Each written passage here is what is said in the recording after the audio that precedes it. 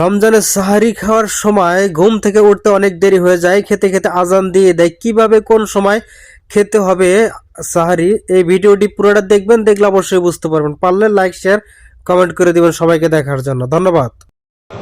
সাহারি খেতে খেতে ফজরের আজান দিয়ে দিলে করণীয় কি? সাহারি খেতে খেতে যদি ফজরের আজান দিয়ে দেয় এবং ওয়াক্ত হয়ে গেছে, ওয়াক্ত মতোই আজান দেওয়া হয়েছে, আজান দেওয়া হয়েছে তার মানে ওয়াক্ত হয়ে গেছে, তখন আপনি খাচ্ছেন, তাহলে সেই রোজা আপনাকে আবার রাখতে হবে, এই রোজা হয় নাই। কারণ সাহারি খেতে হবে ফজরের ওয়াক্ত হওয়ার আগে আগে। ফজরের ওয়াক্ত শুরু হয়ে গেছে, তখনও আপনি খাওয়াতেই আছেন এবং গিলেছেন, তাহলে আপনার রোজা হবে না।